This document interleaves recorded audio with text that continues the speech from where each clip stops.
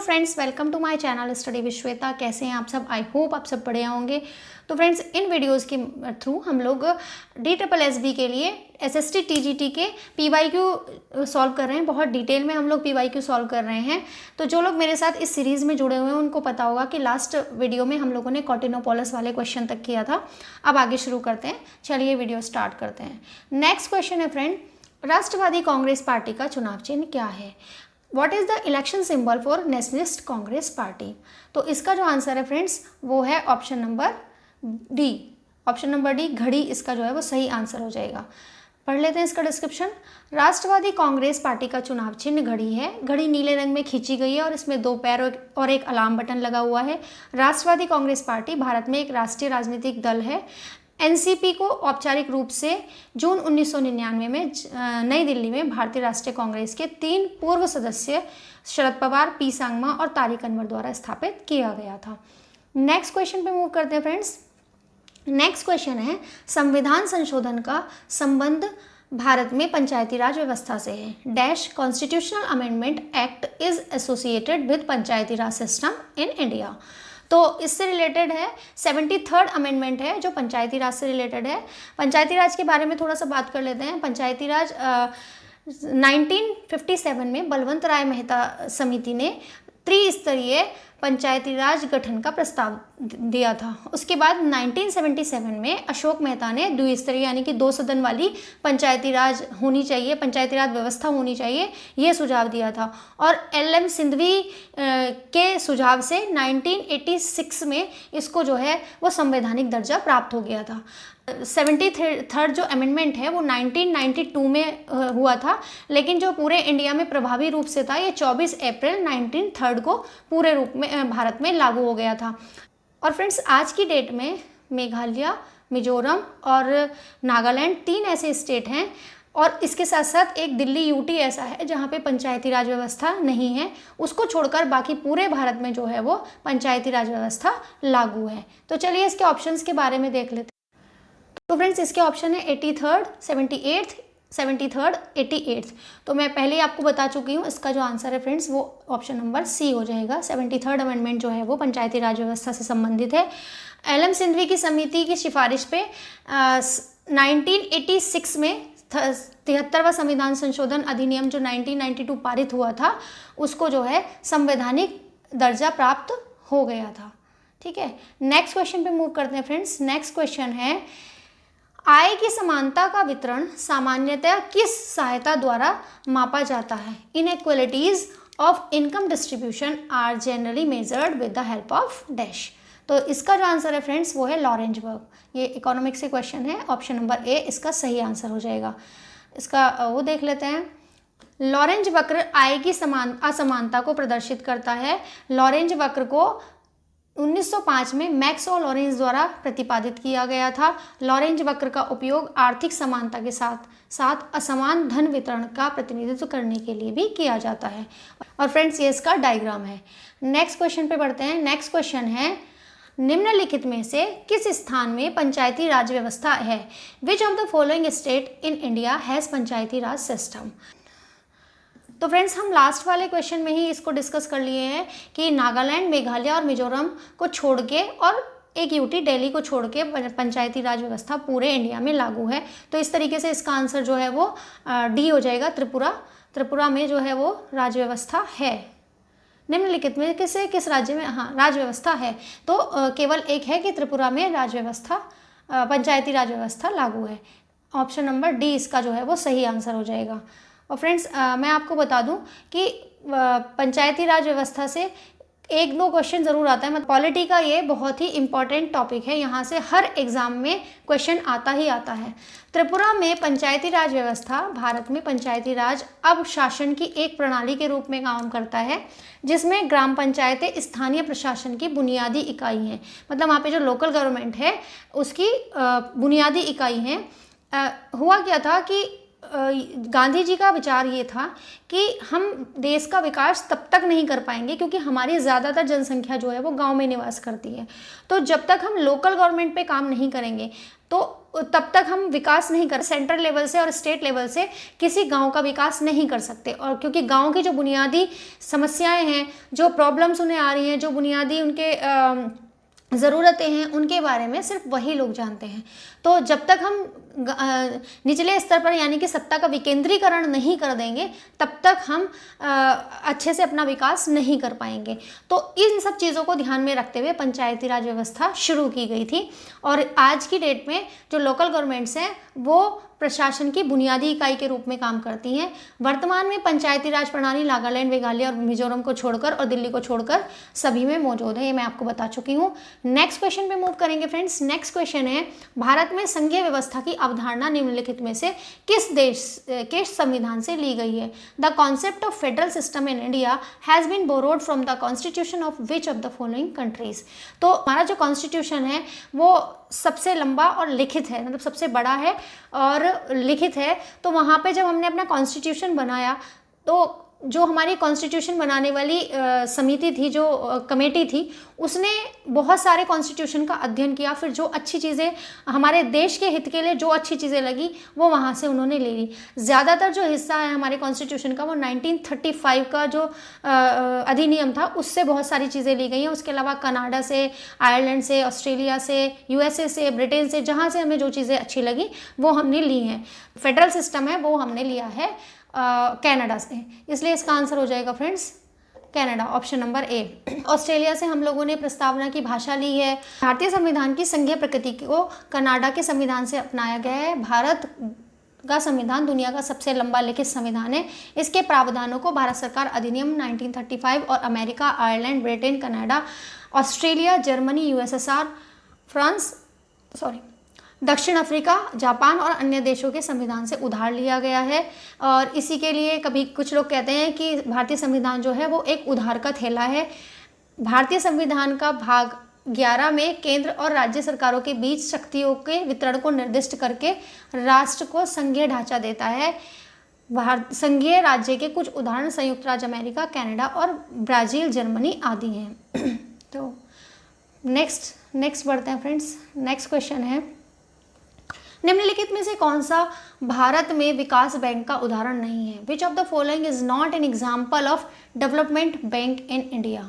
State financial corporation, राज्य वित्त निगम, industrial development bank of India, भारतीय औद्योगिक विकास बैंक, industrial finances corporation of India, भारतीय औद्योगिक वित्त निगम, इंडियन ओवरसीज़ बैंक। तो इंडियन ओवरसीज़ बैंक जो है वो एक कमर्शियल बैंक की कैटेगरी में आता है। तो इस तरीके से इसका जो आंसर है फ्रेंड्स वो ऑप्शन नंबर डी हो जाएगा। चलिए देखते हैं। भारत में अखिल भारतीय स्तर पर 5 औद्योगिक विकास बैंक, 1 कृषि बैंक, 1 आयात निर्यात बैंक है। 1948 में स्थापित होने वाला भारत का पहला विकास बैंक जो है वो भारत औद्योगिक वित्त निगम है, यानी कि IFCI जो है वो 1948 में स्थापित हुआ था और ये भारत का पहला विकास बैंक था। बड़े उद्योगों के लिए IDBI, IFCI, ICICI, IRCI और SIDBI जो है वो लघु उद्योगों के लिए जो है वो ऋण प्रदान करता है। नेक्स्ट क्वेश्चन पे मूव करेंगे फ्रेंड्स। नेक्स्ट क्वेश्चन है, Sen index is associated with the measurement of which of the following social problems? किस सामाजिक समस्या का संबंध सेन सूचकांक से है? यहाँ पे काफ़ी मिसप्रिंटिंग है इस पेज में। तो इसका जो है वो आंसर हो जाएगा फ्रेंड्स पोवर्टी। सेन जो है वो प्रोफेसर सेन जो थे वो एक अर्थशास्त्री थे जिन्हें नोबेल पुरस्कार भी मिला था। तो उन्होंने अपनी पत्रिका में गरीबी को लेकर बातें की हैं। तो इनका जो सूचकांक है वो पोवर्टी से रिलेटेड है। तो ऑप्शन नंबर ए जो है वो इसका पोवर्टी यानी कि option number C only 1, option number C ठीक हो जाएगा। चलिए पढ़ते हैं इसका डिस्क्रिप्शन। वर्ष 1998 में अर्थशास्त्र में नोबेल पुरस्कार से सम्मानित, नोबेल पुरस्कार इनको कब मिला है? 1998 में प्रोफेसर A.K. सेन को अपने इकोनॉमिक एंड पॉलिटिकल वीकली 1973 में प्रकाशित लेख पॉवर्टी, इनइक्वलिटी एंड अनएम्प्लॉयमेंट में एक विधि का विकास किया जिसके आधार पर हम गरीबी का गहनता से अध्ययन कर सकते हैं। इन्होंने एक वीकली प्रकाशित होने वाला इनका एक लेख था, जिसमें इन्होंने पॉवर्टी, इनइक्वलिटी और अनएम्प्लॉयमेंट पे एक विधि का निर्माण किया था, एक विधि का विकास किया था, जिसके आधार पर उन्होंने कहा कि हम गरीबी की गहनता, यानी कि गरीबों में भी कौन ज़्यादा गरीब है, कितना गहन गरीब है वो, उसको हम ज्ञात कर सकते हैं। Professor A.K. सेन ये स्पष्ट करते हैं कि यह जानना पर्याप्त नहीं है कि कितने लोग गरीब हैं, बल्कि किस प्रकार वे ठीक रूप से गरीब हैं। इस कमी को दूर करने के लिए प्रोफेसर सेन ने एक निर्देशांक विकसित किया था, जिसे गरीबी सूचकांक या सेन निर्देशांक मतलब उन्हीं के नाम पे पड़ा है कहते हैं। नेक्स्ट क्वेश्चन है फ्रेंड, भारत में सभी गैर बैंकिंग वित्तीय संस्थान डैश की श्रेणी में आते हैं। All the non banking financial institution India come under the category of dash.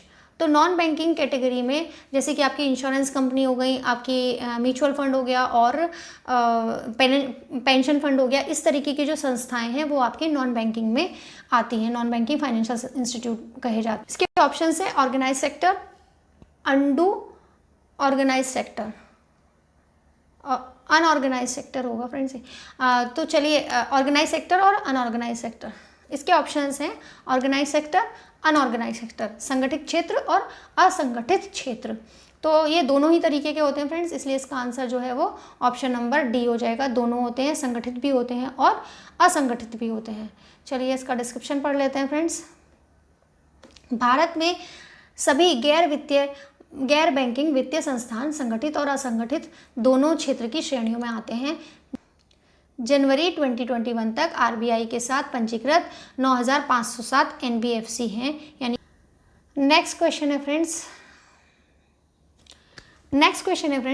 क्रय शक्ति क्षमता के सिद्धांत के संबंध में निम्नलिखित में से कौन सा समीकरण सही है। T = घरेलू उद्योग में मूल्य स्तर, E = विनिमय दर, F = देश में मूल्य का स्तर। Which of the following expression is correct with the respect to the theory of purchase power parity? D = price level in the domestic economy, E = exchange rate and F = price level in a foreign country। तो इसका जो answer है friends वो हो जाएगा option number सी, इसका सही answer है। D × E = F या F = D × E। क्रय शक्ति क्षमता पीपीपी अंतर्राष्ट्रीय विनिमय का एक सिद्धांत है, जिसके अनुसार विभिन्न देशों में एक समान वस्तुओं की कीमत समान रहती है। अतः F = D × E। देखिए पीपीपी हम कैसे निकालते हैं, परचेजिंग पावर पैरिटी कैसे निकालते हैं। एक अमेरिका और इंडिया का एक एग्जांपल है कि इंडिया में उस चीज़ की कितनी वैल्यू है। एक बास्केट अगर आप तैयार कर रहे हैं जिसमें आपकी ज़रूरतों का सामान है और इंडिया में कितना है।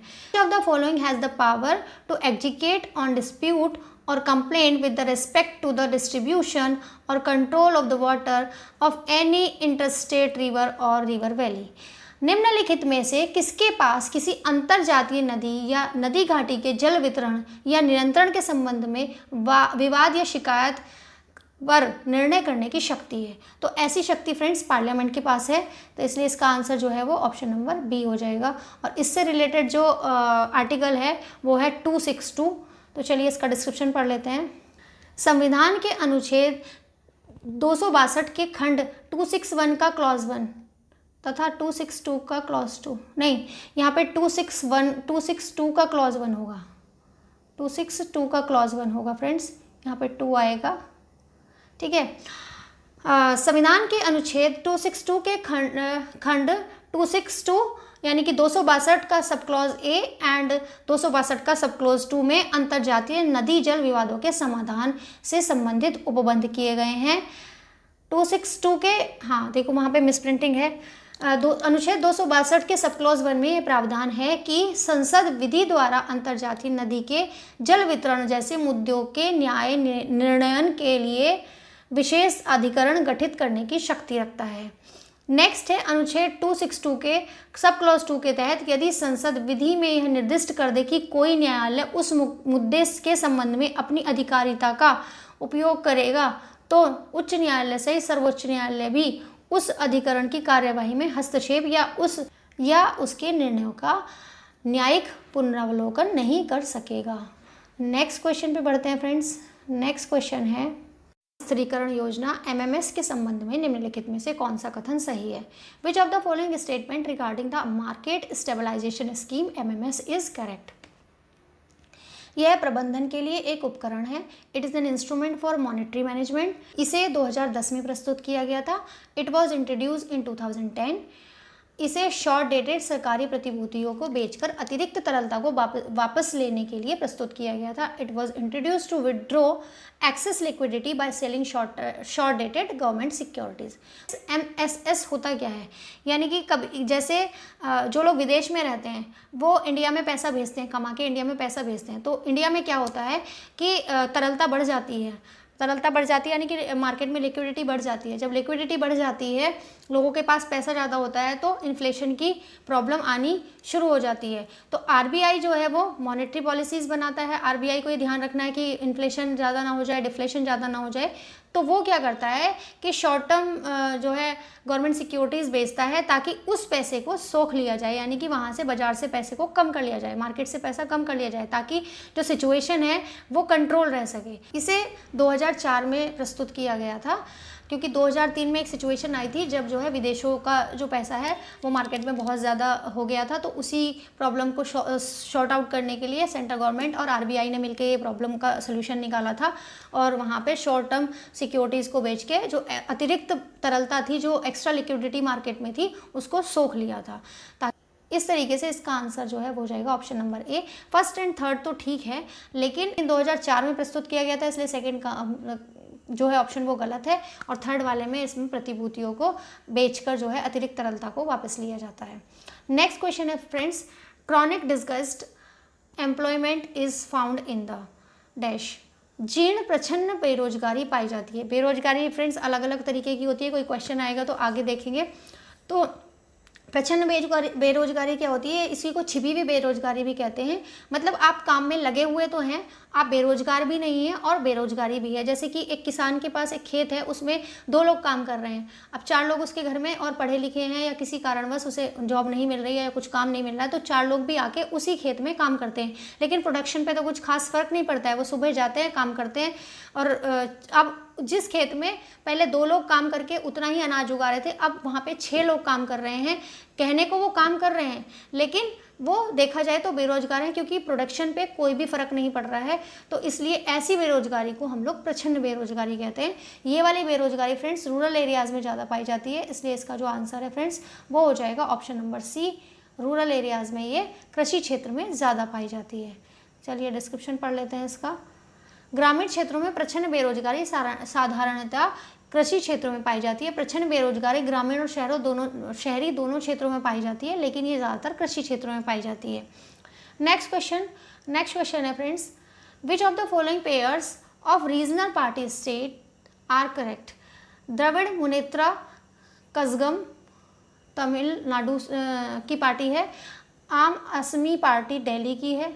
आम आदमी पार्टी होगा ये, यहाँ पे आम आदमी पार्टी होना चाहिए फ्रेंड्स, डी होना चाहिए यहाँ पे आम आदमी पार्टी, और दिल्ली की, हाँ हिंदी में ठीक है। और थर्ड है शिरोमणि अकाली दल हरियाणा का। तो शिरोमणि अकाली दल फ्रेंड्स जो है वो पंजाब की एक पार्टी है। तो इस तरीके से इसका जो आंसर है फ्रेंड्स वो हो जाएगा ऑप्शन नंबर सी। 1 और 2 तो ठीक हैं, लेकिन थर्ड वाली जो पार्टी है वो पंजाब की है। चलिए डिस्क्रिप्शन देख लेते हैं। द्रविड़ मुनेत्र कड़गम जो है वो तमिलनाडु की है, आम आदमी पार्टी दिल्ली की है, सब जानते हैं, और शिरोमणि अकाली दल जो है वो पंजाब का है। नेक्स्ट क्वेश्चन देखते हैं फ्रेंड्स। नेक्स्ट क्वेश्चन है, which of the following pairs of subjects containing in the list are correct? Fisheries यानी कि मत्स्य पालन वो स्टेट लिस्ट का है, सिविल प्रोसीजर कंकरेंट लिस्ट का है, और रेलवे जो है वो यूनियन लिस्ट का है। निम्नलिखित में से सूची में शामिल विषय सूची का कौन सा युग्म सही है? मत्स्य की राज्य सूची, सिविल प्रकृति संवर्ती, और रेलवे जो है वो संघ सूची का है। देखिए इंडियन कॉन्स्टिट्यूशन में 3 सूचियाँ हैं, संघ सूची, राज्य सूची, संवर्ती सूची, यानी कि यूनियन लिस्ट, स्टेट लिस्ट और कंकरेंट लिस्ट। तो यूनियन लिस्ट में ऐसे विषय हैं जो देश के लिए बहुत महत्वपूर्ण विषय हैं, उनको संघ सूची में रखा गया है, जैसे कि रक्षा, विदेशी मामले, और उसके अलावा युद्ध, शांति, इस तरीके की सशस्त्र बल, ये सारी चीज़ें जो है वो आपकी संघ सूची में रखी गई हैं और इन पर कानून बनाने का जो अधिकार है वो सेंट्रल गवर्नमेंट का होता है, संसद इस पे कानून बनाती है। दूसरी बात करेंगे राज्य सूची के बारे में। राज्य सूची में जो है वो राज्य से रिलेटेड जो वहाँ उस राज्य की परिस्थितियाँ हैं, जो उस राज्य से रिलेटेड कुछ अपने कानून हैं वो रखे गए हैं राज्य सूची, वो विषय हैं वो रखे गए हैं राज्य सूची में। तो इन पर कानून बनाने का जो अधिकार है वो विधानमंडल का होता है। लेकिन और जनरली संसद इसमें हस्तक्षेप ज़्यादा नहीं करती है, ज़्यादा इंटरवीन नहीं करती है। और तीसरी टाइप की जो सूची है वो है समवर्ती सूची, जिसमें कुछ ऐसे मामले रखे गए हैं जैसे कि शिक्षा है, दंड की प्रक्रिया है, इन सारी चीज़ों में दोनों ही जो है संसद और राज्य की जो गवर्नमेंट है यानी कि सेंट्रल गवर्नमेंट और स्टेट गवर्नमेंट वो कानून बना सकती है। लेकिन अगर कोई मतभेद होता है उनके बीच में, कोई कॉन्ट्राडिक्शन होता है, तो जो संसद द्वारा बनाया हुआ कानून है, जो सेंट्रल गवर्नमेंट द्वारा बनाया हुआ कानून है वो लागू होता है, स्टेट गवर्नमेंट का नहीं होता है। तो इसमें पूछा गया है मत्स्य की राज्य सूची का है, सिविल प्रकृति समवर्ती सूची का है और रेलवे जो है वो संघ सूची का है। तो ये तीनों ही जो है फ्रेंड्स वो सही हैं। ये आपको थोड़े से याद करने पड़ेंगे। इसमें संघ सूची में आपके पहले 97 विषय थे, अब जो है उनकी संख्या बढ़कर 100 हो गई है। ये टाइम टू टाइम जो है अमेंडमेंट होते हैं, उसके हिसाब से इसकी संख्या बढ़ जाती है। वहीं राज्य सूची की बात करें तो राज्य सूची में पहले 66 थे, अब 61 हो गए हैं और समवर्ती सूची में पहले 47 थे, अब 52 हो गए हैं। चलिए नेक्स्ट क्वेश्चन पे बढ़ते हैं फ्रेंड्स, और इसका जो आंसर है वो है ऑप्शन नंबर सी, तीनों ही जो है वो ठीक है। चलिए नेक्स्ट क्वेश्चन पे बढ़ते हैं फ्रेंड्स। अच्छा एक बार पढ़ लेते हैं इनको। राज्य सूची सार्वजनिक व्यवस्था, जेल है, मत्स्य पालन है, सार्वजनिक स्वास्थ्य है, सार्वजनिक स्वास्थ्य परिवहन, मादक शराब की खरीद और बिक्री, कृषि, शिक्षा, ये सारे जो हैं वो राज्य सूची के हैं। अच्छा शिक्षा जो है वो समवर्ती सूची में भी आता है, चाहे तो स्टेट गवर्नमेंट भी बना सकती है वो कानून और चाहे तो सेंट्रल गवर्नमेंट भी बना सकती है। समवर्ती सूची में सिविल प्रक्रिया, शिक्षा, वन, ट्रेड यूनियन, विवाह, गोद लेना, उत्तराधिकार, ये सारे शामिल हैं। और संघ सूची में देश की रक्षा, विदेशी मामले, बैंकिंग, रेलवे, संचार और मुद्रा जैसे विषयों को शामिल किया गया है। नेक्स्ट क्वेश्चन है friends, which of the following causes can be held responsible for devastating flood of alluvial rivers. Meandering course of river, यानी कि जो नदी जो है मिनेंडरिंग करती है यानी कि विसर्पाकार घुमावदार चलती है। Large scale of deforestation, faulty agriculture practices. तो निम्नलिखित में से किस कारणों को जलोढ़ नदी की विनाशकारी बाढ़ के लिए जिम्मेदार ठहराया जा सकता है? नदी का घुमावदार मार्ग, बड़े पैमाने पर वनों की कटाई और दोषपूर्ण कृषि पद्धतियाँ। तो इसके तीनों ही हैं, क्योंकि जब नदी इस तरीके से विसर्पाकार करके चलती है तो उसकी जल की कुछ धारा जो है वो निकटवर्ती जो तटवर्ती इलाके हैं उनमें अंदर चली जाती है और बाढ़ का कारण बनती है। दूसरा वनों की कटाई, तो आप समझते ही हैं कि वनों की कटाई से जो है बाढ़ वो तेजी से मानव जो है वो अपनी ज़रूरतों को पूरा करने के लिए वनों की कटाई कर रहा है, तो ये भी एक कारण है। दोषपूर्ण कृषि पद्धतियाँ, यानी कि आपने कुछ इस तरीके की कृषि पद्धतियाँ कर रहे हैं जिसकी वजह से भी जो है बाढ़ आती है। तो इसके तीनों ही जो है वो ठीक हो जाएंगे फ्रेंड्स। इस तरीके से इसका आंसर जो है वो बी है। नेक्स्ट पढ़ते हैं, जब किन्हीं कारणों से नदी का जल प्राकृतिक तटबंधों को तोड़कर, जो प्राकृतिक तटबंध मतलब जो उनके तट बने हुए हैं प्राकृतिक रूप से, उनको तोड़कर समीपवर्ती क्षेत्रों को डुबो देती है। जो उसके किनारे बसे हुए गांव या शहर हैं उनमें पानी अंदर आ जाता है, नगरों में पानी अंदर आ जाता है, जहाँ पे लोग रहते हैं वहाँ पे पानी एंटर कर जाता है, उसी को बाढ़ कहते हैं। तो उसको डुबो देता है तो वो बाढ़ कहलाता है। बाढ़ के लिए जिम्मेदार कारक निम्नलिखित हैं। एक तो बादल का फटना, जो कि पहाड़ी इलाकों में बहुत ज़्यादा देखा जाता है। नदी का घुमावदार मार्ग, जब नदी मैदानी भागों में प्रवाहित होती है तब ढाल की कमी के कारण नदी के मार्ग में घुमावदार होने के कारण नदी विसर्प का निर्माण होता है। इन विसर्पों से जल बाहर निकलकर ढाल कम हो जाता है, उसकी वजह से नदी जो है वो विसर्पाकार चलने लगती है, मतलब उनसे जल निकल के बाहर निकलकर समीपवर्ती क्षेत्रों में बाढ़ उत्पन्न करता है। वन पानी के लिए प्राकृतिक अवरोध का कारण करते हैं, यानी कि पानी को रोक के रखते हैं, और वनों की कटाई से बाढ़ जैसी आपदा में वृद्धि होती है। दोषपूर्ण कृषि पद्धतियाँ भी विनाशकारी बाढ़ के लिए उत्तरदायी हैं। इस तरीके से तीनों ही कथन जो है वो सही हैं। नेक्स्ट क्वेश्चन है friends, article 243ZA of the Indian constitution deals with the election of the dash. भारतीय संविधान का चुनाव अनुच्छेद 243ZA के चुनाव से संबंधित है। तो इसका जो जिक्र है वो नगर पालिका जो है वो 243ZA का जो आर्टिकल है वो नगर पालिका के चुनाव से संबंधित है। तो इसलिए इसका आंसर जो है फ्रेंड्स वो ऑप्शन नंबर सी हो जाएगा। इसका डिस्क्रिप्शन पढ़ते हैं। भारतीय संविधान का अनुच्छेद 243ZA नगर पालिकाओं के चुनाव से संबंधित है। 74वें संविधान संशोधन अधिनियम ने भारत के संविधान में एक नया भाग 9th A जोड़ा था। यह भाग नगर पालिकाओं से जुड़ा है। इसमें अनुच्छेद 243P से लेकर 243ZG तक के प्रावधान शामिल है। इसके अतिरिक्त इस अधिनियम ने संविधान में एक नई 12वीं अनुसूची भी जोड़ी थी।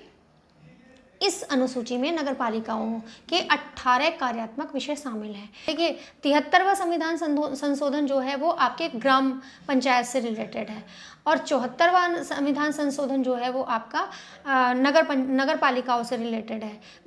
इसमें 18 विषय शामिल हैं और उसमें 29 विषय शामिल हैं। उसके लिए जो नया भाग जोड़ा गया था, 9th भाग जो है वो जोड़ा गया था आपका ग्राम पंचायत के लिए, वो भी बहुत इंपॉर्टेंट है, और नगर पालिकाओं के लिए 9th A जोड़ा गया था। चलिए नेक्स्ट क्वेश्चन पे बढ़ते हैं। तो नेक्स्ट क्वेश्चन है friends, which of the following is a difference between a political party and a pressure group. निम्नलिखित में से कौन एक राजनीतिक दल और एक दबाव समूह के बीच का अंतर है। ऑप्शंस पढ़ लेते हैं। ये क्वेश्चन है आपका 9th की NCERT से है। A pressure groups do not seek power while political party does. दबाव समूह जो है सत्ता की तलाश नहीं करते, जबकि एक राजनीतिक दल करता है। राजनीतिक दल वो होगा जहाँ पे उसको सत्ता में जाना होगा, जबकि दबाव समूह कुछ आम लोगों का एक ग्रुप भी हो सकता है, जिसमें श्रमिकों के लिए, जिसमें पर्यावरण के लिए, सामाजिक कुछ ऐसे मुद्दे हो सकते हैं जिनके लिए वो आवाज़ उठाते हैं, संगठित होते हैं, एक यूनियन टाइप की बनाते हैं और वहाँ पर आवाज़ उठाते हैं। उनका मकसद अपने जो प्रॉब्लम्स है उसको शॉर्ट आउट करना होता है, ना कि सत्ता हासिल करना। तो ये फर्क होता है दोनों में। दूसरा है दबाव समूह व्यक्ति, राज्य और समाज के बीच महत्वपूर्ण कड़ी होते हैं, जबकि एक राजनीतिक दल इस तरह के जुड़ाव से नहीं जुड़ा होता। Pressure groups are important link between individual, state and society, while a political party is not associated with such linkage। मतलब क्या है कि दबाव समूह क्या होते हैं, जैसे उन्होंने एक संगठन बनाया, एक ग्रुप बनाया, उन्होंने फिर अपनी प्रॉब्लम्स को लिखा, लोगों से पूछा कि ये प्रॉब्लम्स हैं, संगठित हुए। उसके बाद जैसे लोकल वहाँ के सांसद हैं, पार्षद हैं, उनके पास जाएंगे, उनसे अपनी बात रखेंगे, तो वो कहीं ना कहीं राजनीति जो चल रही होती है, जो वहाँ के रूल रेगुलेशन है उसमें चेंजेस करना चाहते हैं। ठीक है। नेक्स्ट है दबाव समूह नीति निर्माण के लिए जिम्मेदार होते हैं, जबकि राजनीतिक दल नहीं। ये जो है वो नीति निर्माण के लिए जिम्मेदार होते हैं, जबकि राजनीतिक दल जो है वो नीति निर्माण के लिए जिम्मेदार नहीं होता है। दूसरा है दबाव समूह सामाजिक प्रक्रिया और नीति निर्माताओं के बीच संबंध बनाते हैं और राजनीतिक दल नहीं करते हैं। तो इसका जो है वो ऑप्शन नंबर A ठीक हो जाएगा फ्रेंड्स, क्योंकि ये जो है सिर्फ अपनी प्रॉब्लम को सॉर्ट आउट करने के लिए दबाव बनाते हैं, उसमें वो जो नीतियाँ उस समय पे चल रही हैं उनको चेंज कराने की कोशिश करते हैं, जो उसमें खामियां हैं उनको बताकर उसमें चेंज कराने की कोशिश करते हैं कि अगर ये प्रॉब्लम्स हैं इनको इस तरीके से सॉर्ट आउट किया जा सकता है। तो ये नीति निर्माण में सहायक होते हैं। इनको जो है एक राजनीतिक दल, इनको सत्ता में नहीं जाना होता है, लेकिन जो वहाँ की सिचुएशन चल रही होती है उसको जो है वो दूर करने की कोशिश करते हैं। नेक्स्ट, दबाव समूह सत्ता की तलाश नहीं करते, जबकि एक राजनीतिक दल करता है। कोई इलेक्शन में क्यों खड़ा होगा? क्योंकि उसको सत्ता में शामिल होना है, इसलिए वो इलेक्शन में खड़ा होगा। लेकिन वहीं दबाव समूह की अगर हम लोग बात करें तो ये इलेक्शंस जैसी कुछ चीज़ नहीं होती, बस ये ग्रुप ऑफ पीपल मिलके एक संगठन बनाते हैं और अपनी प्रॉब्लम्स को वो तक रखने की कोशिश करते हैं, जो सत्ताधारी लोग हैं उन तक रखने की कोशिश करते हैं और अपनी बात को ऊपर तक पहुंचाते हैं, यानी चाहते हैं। दबाव समूह का क्षेत्र विभागों, संघों, यूनियनों आदि तक सीमित होता है, लेकिन एक राजनीतिक दल की एक विचारधारा होती है जो एक राज्य यहाँ तक कि पूरे देश को भी प्रभावित करती है। नेक्स्ट क्वेश्चन है friends, which of the following is an example of near money assets. निम्नलिखित में से कौन सा से नज़दीक मुद्रा का उदाहरण है? तो देखिए नज़दीक मुद्रा कौन सी होती है, जिसको आप बहुत जल्दी लिक्विड में कन्वर्ट कर सकें, ठीक है, वो आपकी नज़दीक मुद्रा होती है। तो नज़दीक मुद्रा में जैसे आपके सेविंग अकाउंट आ जाएंगे, मनी मार्केट अकाउंट आ जाएगा, मार्केटेबल सिक्योरिटीज़ होंगी, ट्रेजरी बिल होंगे, ये सारे जो है वो आपके नियर मनी का ऑप्शन है। तो इसका जो आंसर है फ्रेंड्स वो हो जाएगा ऑप्शन नंबर ए। जैसे ही आपको किसी चीज़ की ज़रूरत पड़ती है तो आप उसको अगर चाहें तो इमीडिएट उसको आप कन्वर्ट कर सकते हैं लिक्विड में। नियर मनी एक अवधारणा है जो तरलता से निकटता से संबंधित है। निकट मुद्रा के उदाहरण निम्नलिखित में से हैं, जैसे कि बचत खाता है आपका, धन कोष है, जमा ऋण पत्र है, ट्रेजरी बिल है, विदेशी मुद्रा है। इनको आप बहुत जल्दी लिक्विड में कन्वर्ट कर सकते हैं अगर आपको कोई इमरजेंसी है। जैसे एसेट क्या है, एसेट आपकी, जैसे आपने एक बंगलो खरीद लिया है, एक प्लॉट खरीद लिया है, वो सारी चीज़ें आपके पास है, वो भी आपकी एसेट है। लेकिन अगर आपको ज़रूरत पड़ रही है, इमरजेंसी है कोई, तो आप क्या करेंगे, जो आपका बचत खाता है, जो ये आपके जमा प्रमाण पत्र हैं, इन सब से आप इमीडिएट इनको लिक्विड कर सकते हैं। जबकि आपको जैसे एक प्लॉट बेचना है, एक बंगलो बेचना है, तो उसके लिए आपके पास उसको खरीदने के लिए आप वो इमीडिएट नहीं कर पाएंगे। तो जिस चीज़ को हम जल्दी से लिक्विड में कन्वर्ट कर ले वो हमारा नियर मनी कहलाता है। नेक्स्ट क्वेश्चन पे फ्रेंड्स मूव करेंगे। नेक्स्ट क्वेश्चन है, what is the main occupation of the producers in the primary sector of an economy. अर्थव्यवस्था में प्राथमिक क्षेत्र के उत्पादकों का प्रमुख व्यवसाय क्या है। Agriculture, mining, quarrying, fishing. तो देखिए वैसे तो ये सारे ही जो हैं वो प्राथमिक क्षेत्र के व्यवसाय हैं रिलेटेड हैं। देखिए 2-3 तरीके के होते हैं आपके, एक होता है प्राइमरी सेक्टर, एक सेकेंडरी सेक्टर और एक होता है टर्शरी सेक्टर। तो प्राइमरी सेक्टर में वो सारे चीज़ जो प्रकृति से सीधा हम ले रहे हैं, और सेकेंडरी सेक्टर में आपके इंडस्ट्रीज़ वगैरह आ जाती हैं, और टर्शरी सेक्टर में जो है वो सेवाएं आती हैं। जो सर्विसेज हैं वो सर्विसेज आपकी टर्शरी सेक्टर में आती हैं।